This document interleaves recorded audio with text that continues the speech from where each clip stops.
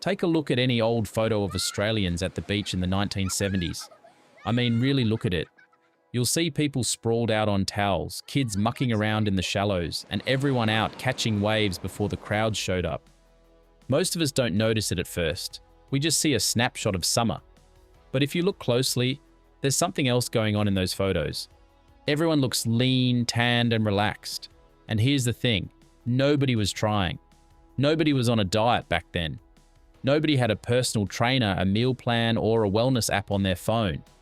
They were just slim, and that was just how life was for most of us. And then somewhere along the way, things changed. We changed. Now here's what surprises most people when they think about this.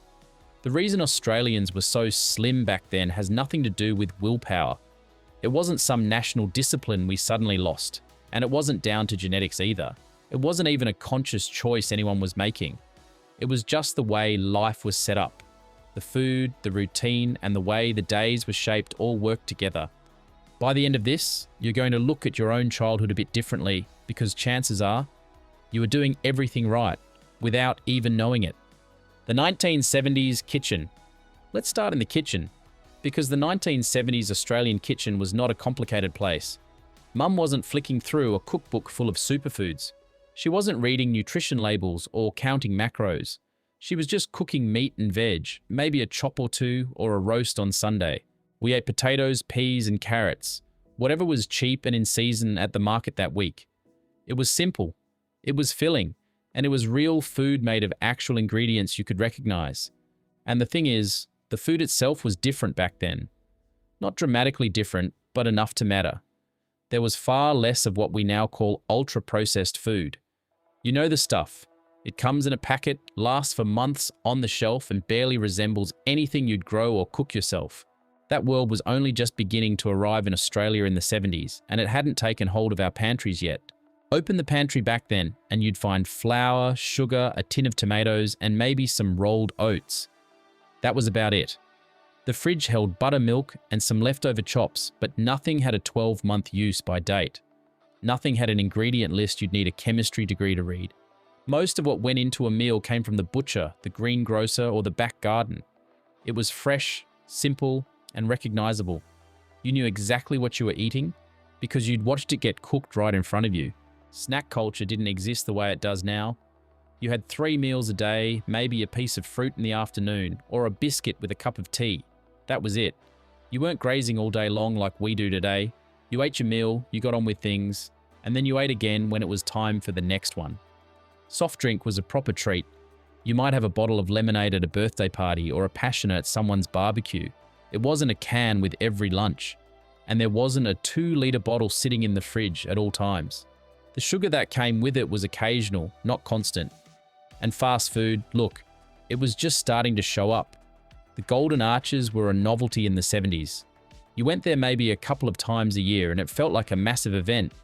It wasn't a Thursday night habit just because nobody felt like cooking. Portion sizes were smaller too, but not because anyone was being careful. That's just what went on the plate. You ate what was in front of you, and when it was gone, dinner was done. There wasn't a second trip through a drive-thru, and there wasn't a pantry full of backup snacks calling your name from the other room. Fast forward to now, and ultra-processed food makes up a massive chunk of what the average Australian eats every single day. We have breakfast cereals loaded with sugar, packaged meals, flavoured chips and biscuits. There are flavoured drinks that pretend to be healthy, but our grandparents wouldn't recognise half of it as food. Life outside the house, but food was only half the story. The other half happened outside, and it started the moment school finished. You went outside. That was just what happened.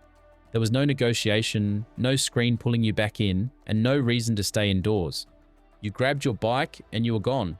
You'd head down to the corner shop, around the block, or over to your mate's place. Kids walked to school back then, and they kicked the footy in the street until the lights came on, and their mum yelled from the front door. Adults weren't much different when the weekend rolled around.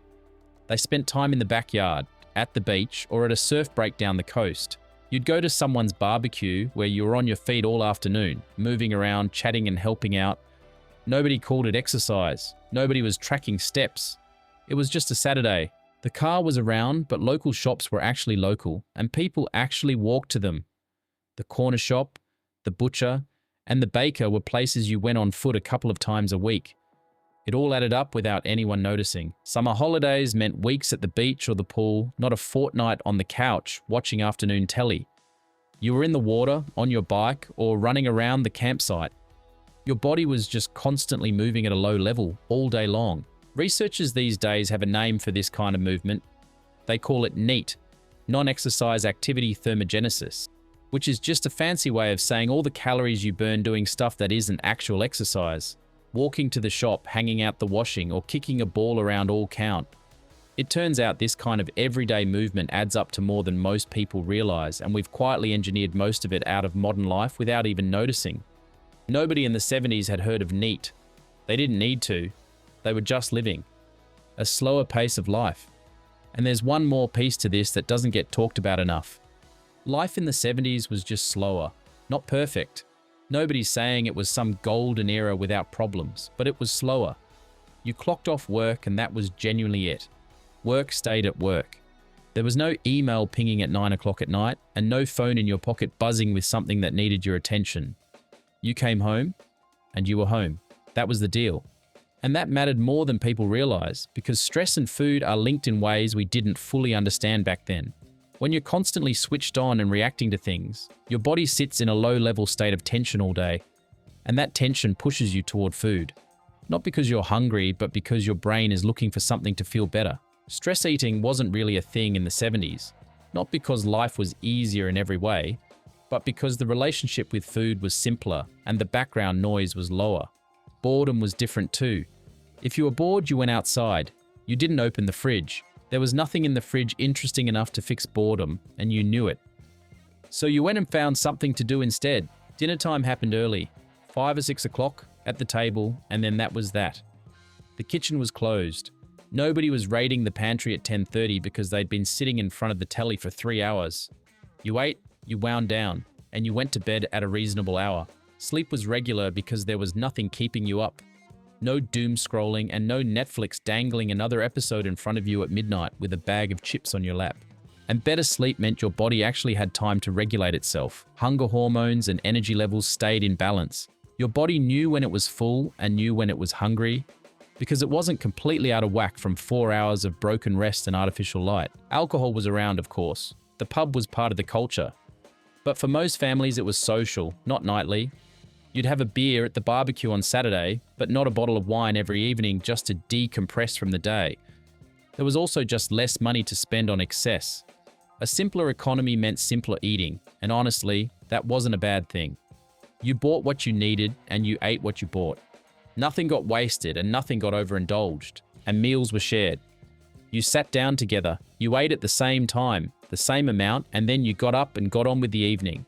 Eating alone in front of a screen wasn't the norm. The social side of a meal kept portion sizes natural without anyone having to think about it. So when you put it all together, real food, constant low-level movement, a slower pace, earlier bedtimes, and less stress, staying slim wasn't something anyone was working at. It was almost automatic. The conditions of everyday life just made it the default.